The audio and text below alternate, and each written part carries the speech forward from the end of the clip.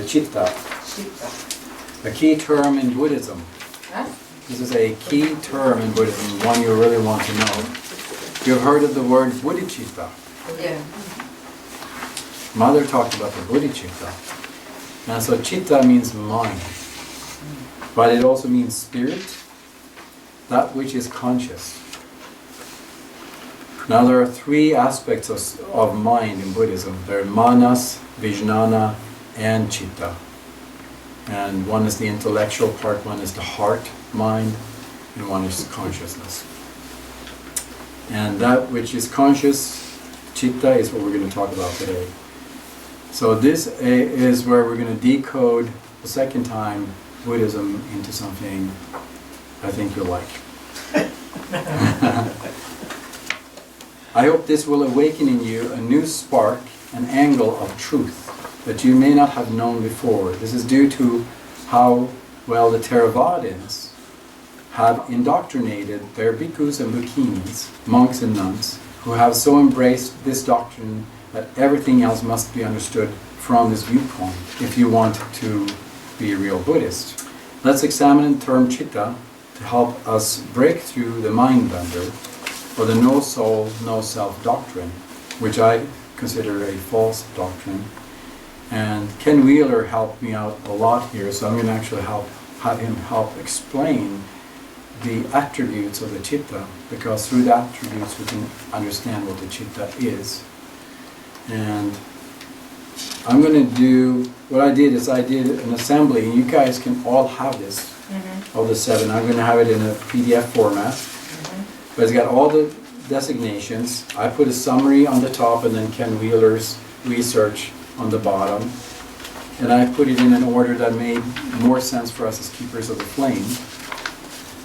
But I'm going to just read the topic, the headline of all of these 17, and see if you can get a grasp a little bit of what the citta is. The citta is differentiated from the 5 skandhas. 2. The purification of one's citta is the doctrine of the Buddha. 3. With a purified citta, one is called a Buddha. 4. The citta can attain taintlessness. 5. Only the citta can attain emancipation or state of deliverance. 6. The highest absolute is to emancipate the citta. 7. The citta can be liberated from ignorance or avidya. 8. The citta is the sole basis for the superior path, which is the Eightfold Path of the Buddha. The Aryan path, Aryan refers to Buddha was an Aryan. The Eightfold Path is lived for the self, to emancipate the citta. The self meaning in this case the greater self, the Atman. So the Eightfold Path is lived for the Atman to emancipate the citta. So that's like the God Self helping this citta. The citta can go towards the light, the heaven realm. The citta recollects past lives. The citta can attain immortality. And 13, the citta is the only thing that can be perfected by meditation and wisdom to become Atman. 14. Citta can become the indestructible diamond. The sovereign citta is the foundation, equals Atman. 16. The citta can achieve freedom from becoming. 17. A. The citta is the basis for para-nirvana, which means nirvana after death. 17b. The unshakable citta is thoroughly unbound, or goes toward para-nirvana. And the citta that does not cling attains nirvana. That's 17c. So, I'm going to have Ken Wheeler explain a little bit the citta. These are the first designations on the citta. And I have done 3 different recordings. We'll do maybe 1 and then see if you want to go on. Okay? Hello, this video is about the most important term in Buddhist metaphysics. Now, the next 17 points are going to be about the spirit, or the mind, or the citta, usually translated from the Pali as mind. You might think that the next 17 points might be slightly dry, but I assure you, if you're interested in Buddhism at all, this list is the most important, concise summation of what Buddhism is and is not. The paraphrasable core, if you will, of Buddhism, i.e. the citta, translated as mind, but actually means spirit. In the Greek, the term would be nous. Let's get into what Buddhism is and is not, discussing this one particular term that is the alpha and the omega of Buddhism, the entire crux both of wisdom and of samadhi and sati, usually translated as meditation, absorption, or jhana. In other words, the entire basis of Buddhahood revolves around this one noun only, and its 17 proprietary designations in Scripture which are given to no other noun, to no other term, period. I've prepared a list for you here, and I assure you, if you pay attention and you just follow with me just for a few minutes, you're going to see that this list is extremely important. You want to take note of this. If you have any interest in Buddhism at all, this list is extremely important. These 17 designations are made in Scripture only given with regards to the citta, the mind, the nous, or the spirit. No other proper noun is given such a status. Nothing but the citta itself is so lauded in so many proprietary and important ways. There is no other higher acclaim in Buddhist doctrine and Buddhist sutta than these 17 points given to the noun citta.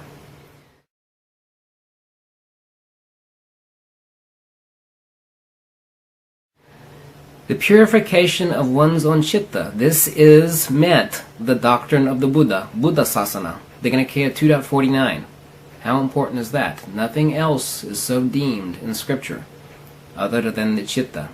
How is it that one is called a Buddha? Majjhima Nikaya 2.144. The answer? Gnosis, that the citta, purified, vishuddham. Such is how one is deemed a Buddha. In other words, citta vishuddhya, the purification of the citta, is equal to Buddhahood. How important is that? Well, that's utmost importance. That would be the core metaphysics not only of Buddhism but also of Platonism and all forms of mysticism, by the way. Whether you translate citta as mind or spiritus sancto or use the Greek term nous, really isn't that important. The important thing is that this one word, the citta, is the most important thing and is the definition of Buddhahood, of Tathagatahood. Point 2, the citta is the only thing, the only noun in Scripture which is said to obtain the state of being taintless, anasava, Decoding 2.35, Majjhima Nikaya 1.501, Majjhima Nikaya 3.20, Samyutta Nikaya 3.45, etc., etc. Point 3, citta is the only thing, the only noun in Sutta which is said to be obtained or gathered within the realm of immortality. He gathers his citta within the realm of immortality. Anatta-CITTA. This is tranquility. This is that which is most excellent. Majjhima Nikaya 1.436. This is immortality. That being the liberated citta. Vimutta citta. Majjhima Nikaya 2.265. Anguttara Nikaya 1.282. He gathers the citta inside the immortal realm. Anatta-CITTA. Point 4. The citta is the only noun in Scripture which is said to be the basis, aramana, for parinirvana, parinibbana in the Pali. Said immediately after the passing of Gautama's physical death. Decoding 2.157. No longer will subsist by in-breath, out-breath. So he, Gautama, who is steadfast in the citta, inherently quelled from all desires, the mighty sage is passed beyond. Within mind, citta, limitless, as meant Brahma, he no longer bears sensations, illumined and unbound, nibbana.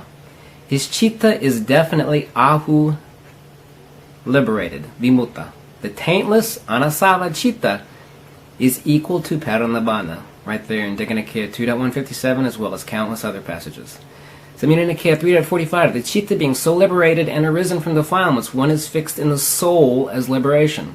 One is quelled in fixation upon the soul. Quelled within the soul, one is unshakable.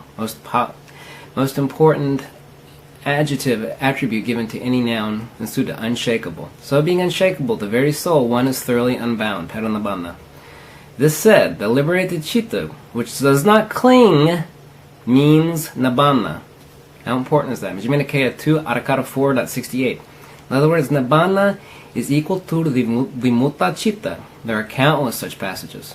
Point 5. The chitta is the only thing, the only noun in Sutta, which is differentiated from the 5 khandhas. The only thing which is differentiated from the 5 khandhas, Rupa, Vedana, Sankhara, Sankhara, and Vijnana, in Scripture, in Sutta, not my opinion, not my conjecture, not my translation, what the Pali actually says. Majjhima Nikaya 1.436 and Anglo-Tartara Nikaya 4.422, same passage. Whatever forms, feelings, perceptions, experiences, or consciousness, i.e. the 5 khandhas, these he sees to be without permanence, anicca, as suffering, as dukkha, as ill, as a plague, a boil, a sting, a pain, an affliction, as foreign, as otherness, as empty, shunyata, as selfless, with a capital S, anatta in the Pali. So he turns the chitta, he turns it away from these 5 khandhas. Once again, we have something that is other than the 5 khandhas in Scripture. In other words, there is liberation, there is immortality, there is other than the psychophysical, i.e. the 5 khandhas. Therein he gathers the chitta within the realm of immortality. Amatya Datya. This is tranquility, this is that which is most excellent. Majjhima Nikaya 1.511. For a long time I've been cheated, treated, and hoodwinked by my chitta, meaning the chitta of a fool, the commoner, the putujana. For when grasping, I've been grasping onto form. When I'm grasping, I've been grasping onto feelings. When grasping, I'm grasping onto perceptions, etc., experiences, and consciousness. In other words, the chitta has been that which has been grasping after the 5 khandhas. This isn't my translation. This is what the Pali actually says. Majjhima Nikaya 1.511. In other words, the chitta of the fool, given primordial ignorance, or avidya, however avidya literally is the attribute of the absolute, we'll get into that in another video, is grasping on to the 5 khandhas, is the principle behind the grasping.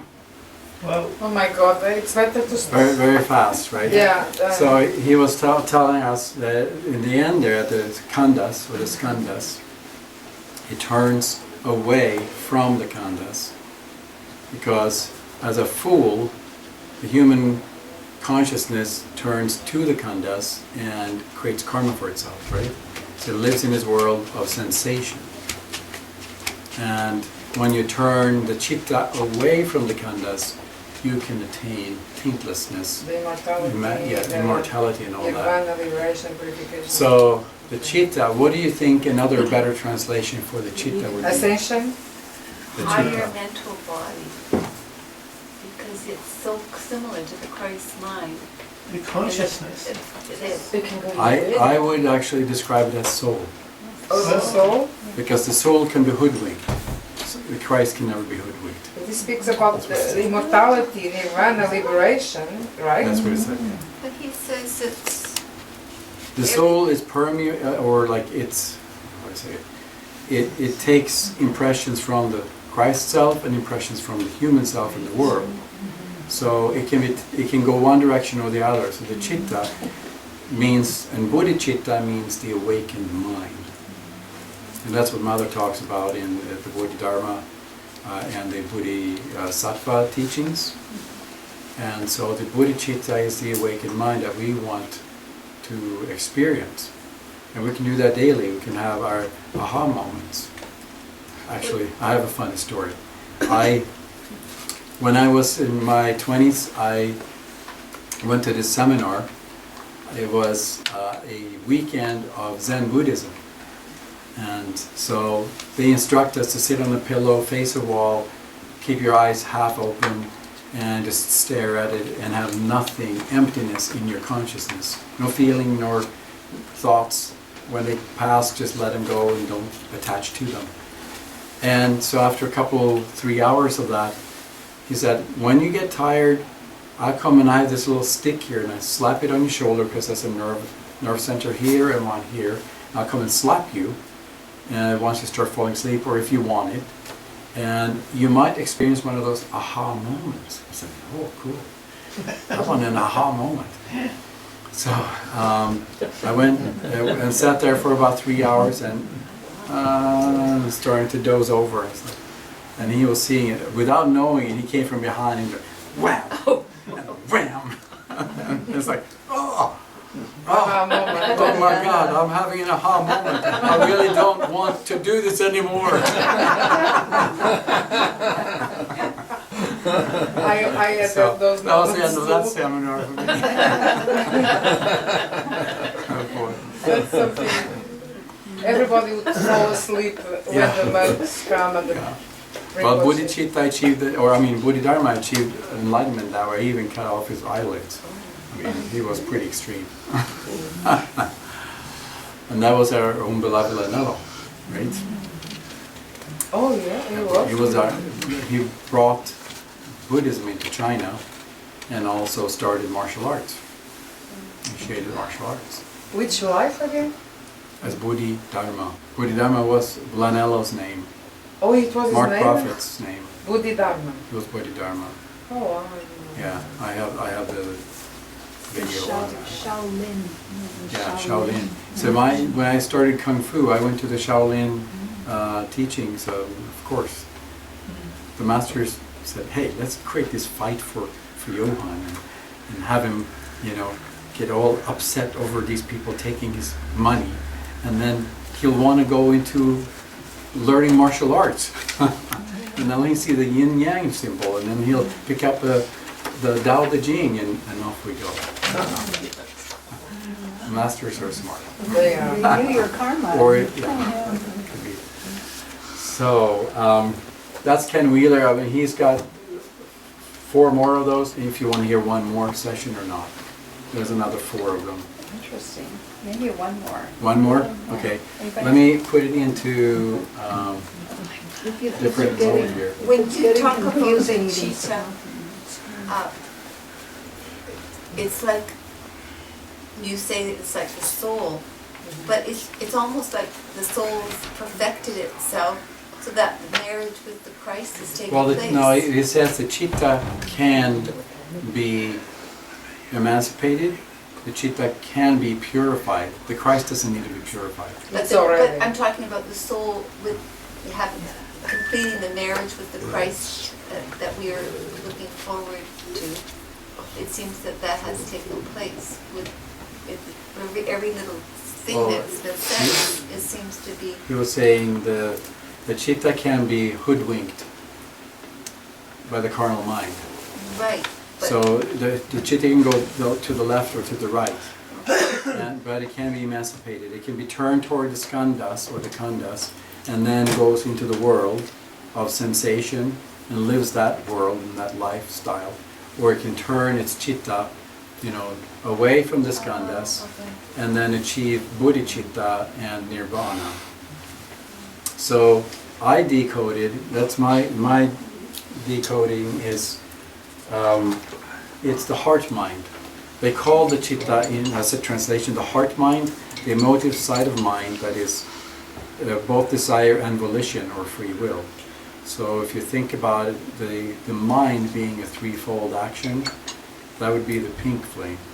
And then manas is the thinking intellect, and that would be the yellow flame. And then vijnana, which is consciousness, that would be discernment, which is the blue flame.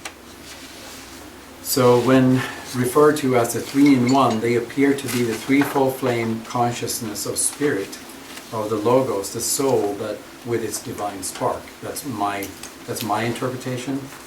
Looking at all the attributes of the citta, the heart, mind, as well as manas and vijnana, they all could be translated as soul. So when Buddhists say mind, they're referring to soul, because there's no soul word in Hinduism. In the Buddhism. In Buddhism. I'm getting all confused here. No, drink I better have water. Well, now makes sense. So the citta can achieve bodhicitta and nirvana and become immortal. The Christ doesn't need to. That they say the mind. Okay. Yeah, so that solar awareness that I see the citta to be has the ability to go either direction. But Buddha didn't teach about it in a direct way. So you could just kind of surmise that the citta means the soul. And once you read the Bodhicitta teachings for the Bodhisattva vow and all that, it makes more sense. So he did teach about the soul in some fashion. Maybe it's not a direct translation, but he did teach about it.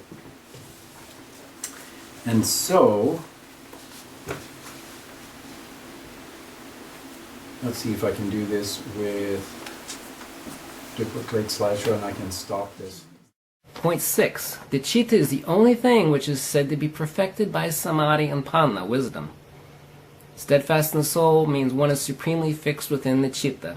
Silakandavagarakara 1.168. The purification of one's own citta, this means the light, jyoti, within one's own mind, or citta, is the very soul. Atano, Dignikaya 2, Arakara 2.479. I have to make a comment. He is doing what most people do, which misunderstand the word atta to mean soul. So when he says soul all the time here, he's actually referring to atta or atman, which is the I am presence. So that is a little confusing, and I am correcting it on my papers. So wherever it says atta, he sometimes says soul or self. Right, so it's confusing. But every time he says soul, he's really meaning the atman, the God self. Oh, not the soul Yes, as no, we because there is no word in Buddhism for soul. And Hindus and Buddhists alike, they look at the word atman as sometimes meaning soul, but it's really an incorrect statement. So he also is incorrect. So he's incorrect on that point. Okay, only in that point. Yes. But anatta, not, you mean atman, Atman or atta. atta, The not atta is Pali for atman. atta. And anatta or anatman It's the means dweller. no, not atman or not. Okay, Atta. okay, gotcha. So for example, the 5 skandhas, I am not my body. My body is anatta. My body is not my real self. It's My true. body is anatta. My body is not my real self. But if it was my real self, I would say my body is atta or atman. Anguttara Nikaya 1.196. With citta emancipated from ignorance, the only now which is said to be freed of avidya or ignorance. However, avidya means something much more intricate than ignorance. This designation means the soul has become Brahma or Brahmabhu. Anguttara Nikaya 1.186. How important is that passage? Extremely. There is no higher laud in Scripture. So the citta becomes Brahman. And in the Advaita Vedanta teachings, which we'll look into soon, we will recognize that they say Atman and Brahman are the same thing. We know that there's a difference because it's like the Brahman individualized to it. That's the difference. Otherwise, we are all one. Through Atman, we are all one because we're all Brahman. It's a very interesting concept. I didn't get that. Can you repeat that? So the soul is confused sometimes to mean Atman, which is not, it's Jiva. And so, or in Buddhism it would be Citta. The Citta can become one with Atman. Atman is already one with Brahman. Because Brahman is the ultimate reality, God beyond Alpha and Omega. But So the what's the difference between Brahman and Atman? They're exactly the same. It's like the drop out of the ocean. But it's the individualization of Brahman. Okay, Atman is the individualization. So Atman would be your I am presence. Yes. Okay. There's a great I am and the I am in the Atman form. But Brahman is a Hinduism term, not Buddhist, right? It's the same. He was a Oh, he was a Hindu. I know, but the Buddhists never use Brahman. They don't. They Though don't at least because they the don't ones they don't go into the Nikayas. Oh, And this okay. is what he's talking about, is the citta taken out of the Nikayas, the earliest texts. Okay, So- now I see. Yeah, it takes a while to get it all in your mind correctly, but it's all from the Nikayas, the 5 Nikayas. Majjhima Nikaya 1.213. The collected and quelled mind, or the citta, is the supreme soul, Mahata. Hestikanaparadakara 3.4. Citta is the only thing which is said to be the basis or the medium, the locus, for the recollection, smriti, recollection of past lives. In other words, the transmigrant. The whole notion of rebirth versus reincarnation in Buddhism is complete BS. I'll get into that in another video. There's no such thing as Buddhism teaches rebirth versus reincarnation. So yeah, he's a little bit crude there. Yeah. But so rebirth is the term Buddhists use for reincarnation, because it's the mind stream, it's the no soul concept as being rebirthed. So they don't look at it as a soul, therefore they use another term. But that's not what Buddha meant. No, Even this yeah. J. Lakani says it's a insignificant difference. Yeah, but they believe that we can reincarnate in butterflies, insects, all kinds of animals also. Yeah, well, that we know is not I correct. know, but they really believe that. But that is not in those scriptures, right? No, So I'm where not, did they come from with this? I don't get it. I'm not sure either. No. Now I have to delve more into Buddhism. Because this is important. Because they base a lot in the... Well, I read the Bhagavad Gita, the passage where Krishna supposedly says that we can reincarnate into animals, and it doesn't exactly specify that we can reincarnate into animals. It's dubious what is meant. I was going to say that's more Hinduism, is the animal thing. Well, No, it's Buddhists. Oh, it is? Oh, yes. Yeah. Oh, okay. You have no idea what they do with the insects and animals. They go, Ah. it's terrible. I have no patience for what you cannot kill, not even a little A thing. bug, yeah. I A seem, bug. I seem to remember in the lost teachings of Jesus Christ, Jesus had this conversation with lamas about this very subject. Mhm. Do you know what I'm talking about? The passages, the books that were discovered in the monastery, Oh, okay. and it was put into the lost teachings. Oh, okay. I know, the And books. There's some of a those there's a books. story about Jesus arguing about that, Oh, nice. saying that was where do you ever come up with that were born into animals and Right, things? right. And he said that was just the Buddhists said it was just something that we were told through our masters. Right. It's a So, tradition that we Yeah. have that belief. They look at the evolution of consciousness as you start with being a bug and then you work your way up. Mhm. But you can't actually go backwards. You can't, once you've been a human, you can no longer go backwards. Yeah, in that's what evolution. Jesus said. Yeah, and I believe that, but that friend of mine, Yeah. she doesn't, and she really believes. So what's the thing about, like in the Buddhist scriptures, Gautama Buddha was this rabbit. And it was the rabbit Right, for I've heard that story, thousands yeah. of lives and so forth. So how is that, what do you think about Well, that? what my understanding from the Ascended Master teachings is that could never really be true, except there are some animals that have gained the threefold flame. Yes, that I... And then they become human at that point. But and we had such a person at the teaching in a retreat once.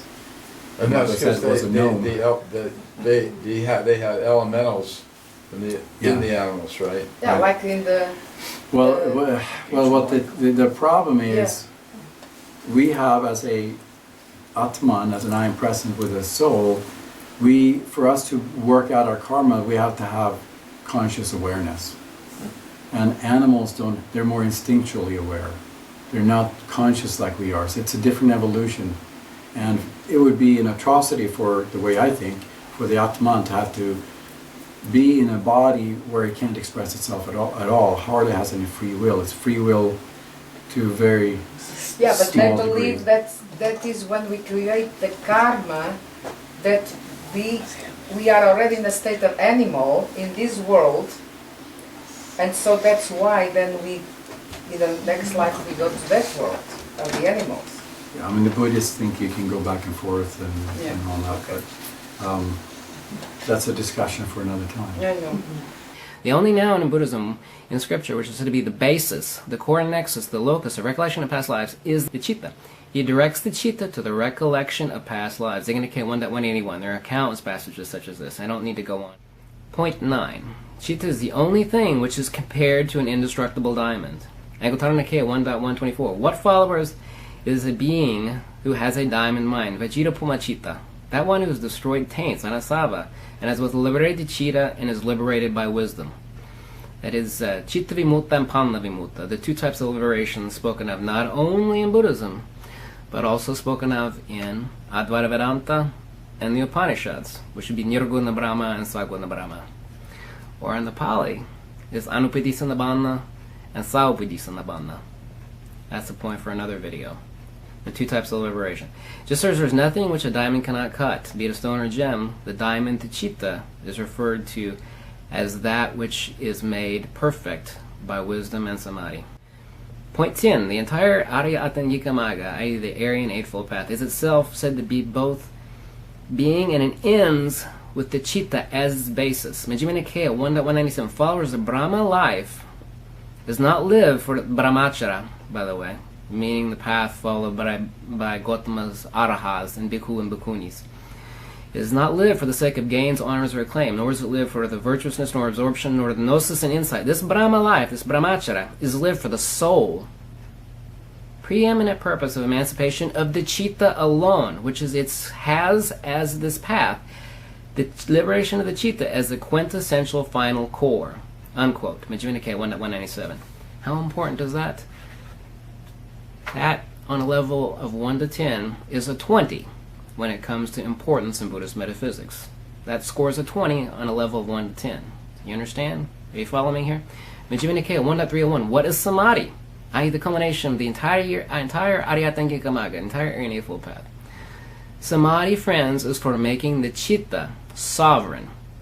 In other words, not dependent. The reversal of ignorance, which of course would be wisdom, absorption. The full and complete synthesis of the citta upon itself. No longer does the citta go out after the khandhas. It is a complete inversion, the removal of avidya.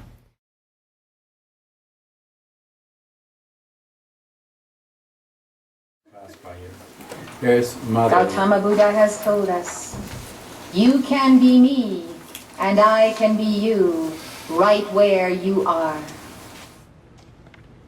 Just close your eyes, recite the word Om, see the electronic presence of Gautama Buddha placed over you. You can even look at the visualization of the painting of Gautama. Just accept that you are the Buddha and the Buddha is you.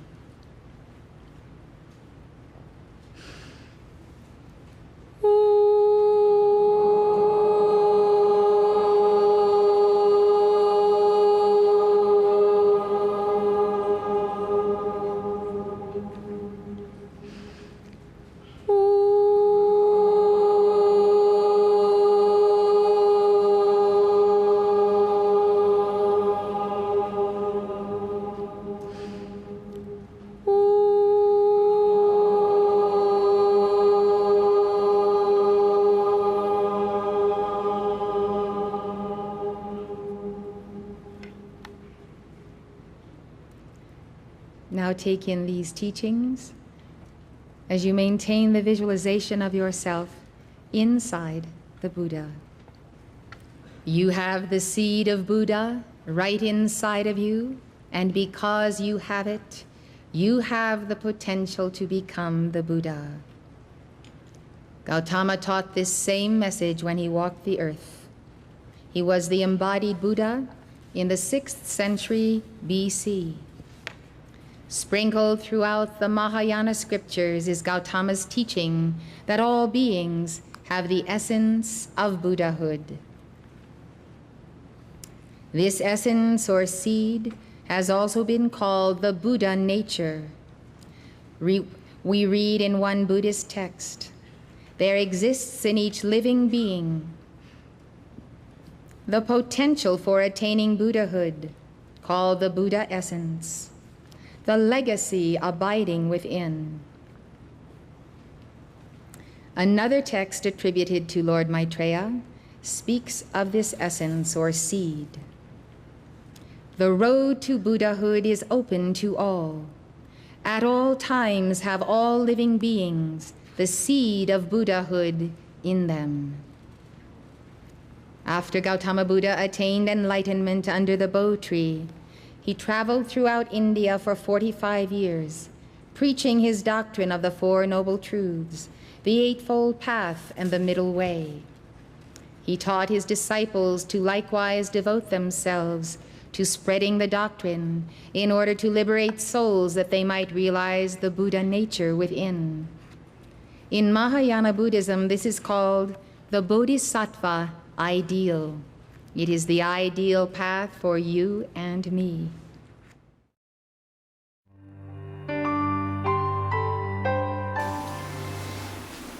Now, we have a meditation. Are you guys ready for a 13-minute meditation? Yeah. Okay.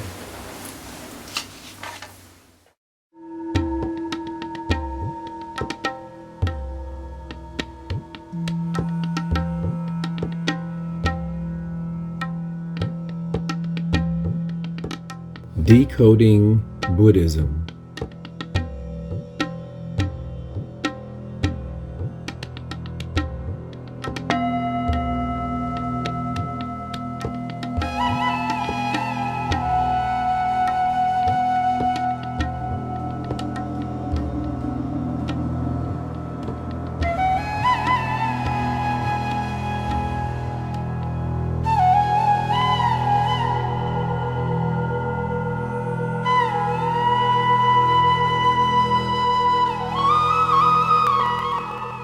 After Gautama Buddha had reached enlightenment, he realized that life is fleeting, ever-changing, and impermanent. Thus he described it in the Four Noble Truths, that all life is suffering, not in the sense of all being pain, but in that sense that everything is constantly changing, and this causes us unsatisfactoriness. Just like the clouds that fleet on by, nothing lasts. This world is therefore an illusion, not one to cling to. But we have become attached to this world through the skandhas, through our body, through our mind, through our emotions, and through the sensations of the five senses. And so, let us now meditate upon that which we are not. Buddha called it anatta or anatman, that which the self is not. Anatta-CITTA Meditation.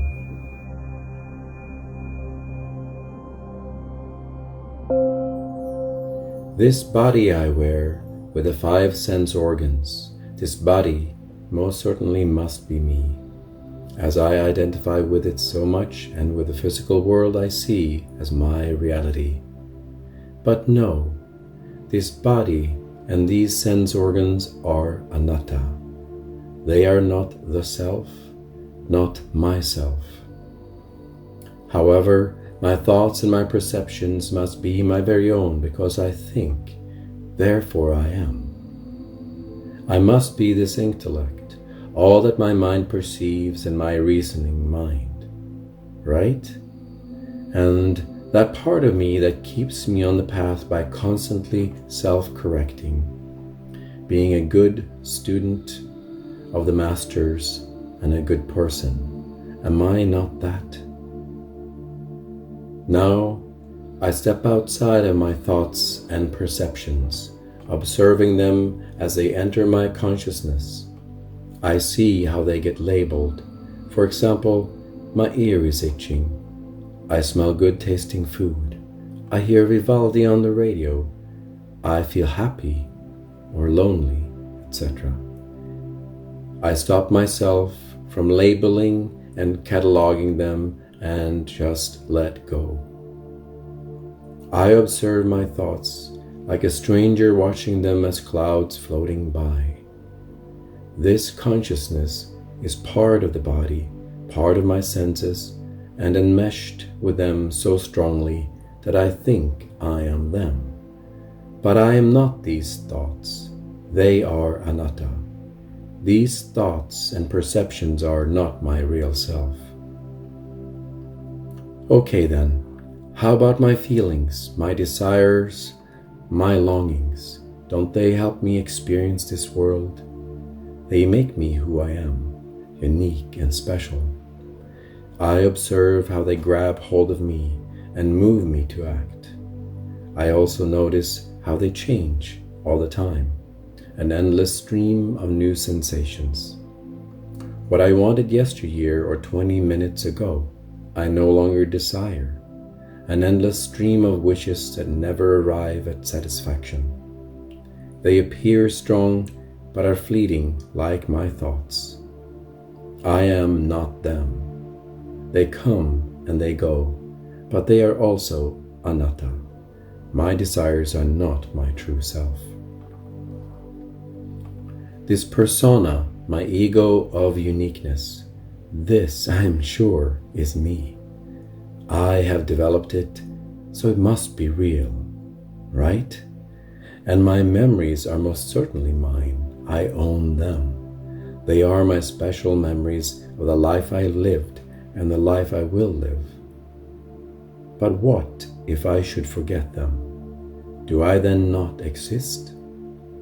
Not even this is what I am, as I am an individual soul, the citta mind, of the indwelling presence of God, with many incarnations and personalities for a purpose. I see now they are not my real self, they are anatta, yet I understand that my soul can become one with God. I see now that my sense organs and body, the skandhas, are only processing vehicles the soul uses to navigate this world.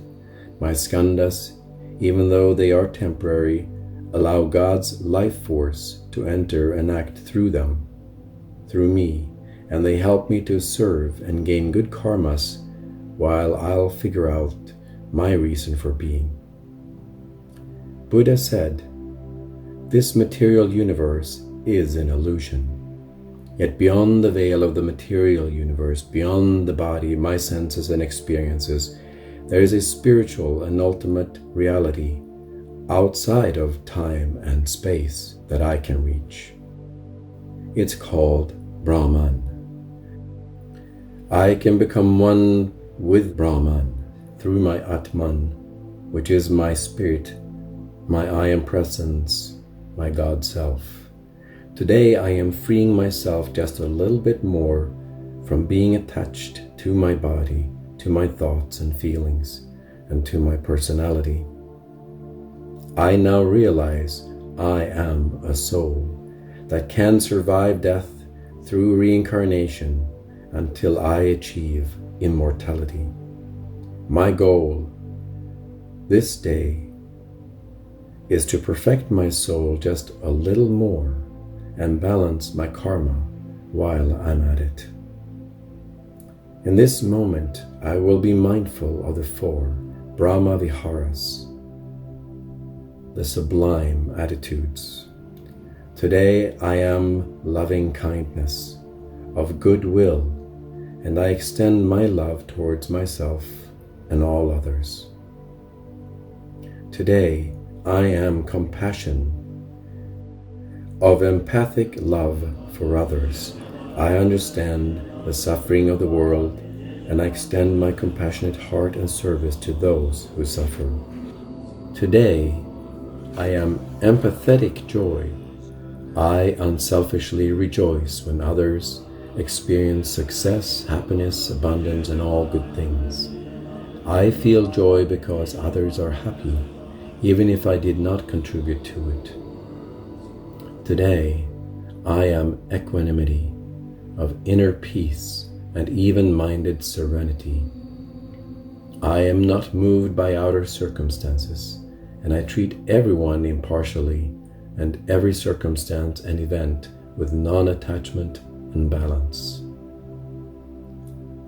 By practicing the 4 Brahma Viharas, I allow myself to attain the awakened mind, the bodhicitta, that equals living with Brahman in the here and now. As I become the observer of my thoughts, observer of my feelings and all sensations, in that moment I have stepped outside of them. I see them but I don't identify with them. In this moment, I am the Buddhic observer. This awareness sees without being tied to the processes. The processes are anatta, while I still exist as awareness, as Buddha consciousness. From this awareness, I free myself from grasping. Desires, good and bad, all grasp, always wanting more, always wanting something. Yet I don't live for pain or pleasure. I live instead to see God emerging in everything and in everyone. God and the soul together endure the suffering of this world until the end of all karmas. I help in ending karma-making patterns in myself and in others, while balancing up the past with a violet flame. I now visualize instead my citta, my heart, mind, soul, achieving bodhicitta, the awakened mind. I am awake to reality. I am awake to life. I allow my Buddha nature to emerge like the lotus blossom unfolding. By purifying the citta from erroneous concepts and states of mind and heart, as well as karma, I become more and more my true nature. I now let my inner Buddhic awareness go into the center of my heart, into the Laya center, and I visualize a small, luminous, white orb in my heart chakra. I can see my citta rise to my Buddha self and then to my I am presence, the God self. In this place, I find all the answers to all the riddles of my life, and I can come here anytime I want. My awareness is now my key to transcending life. In raising my citta, I can achieve bodhi. In lowering my citta, I find the ego of the carnal mind, the self that I am not. It is always my choice. And so I embrace this understanding with an open heart as I live day by day with choice. Now I slowly return to my body, becoming aware of my surroundings, and I open my eyes, and I am back.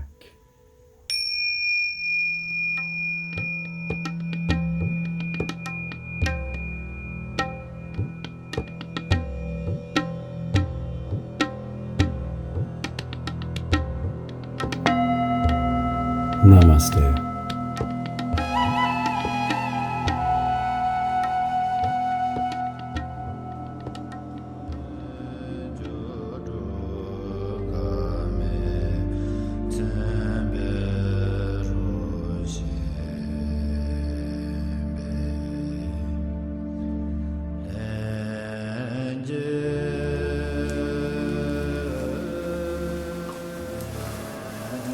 What did you think?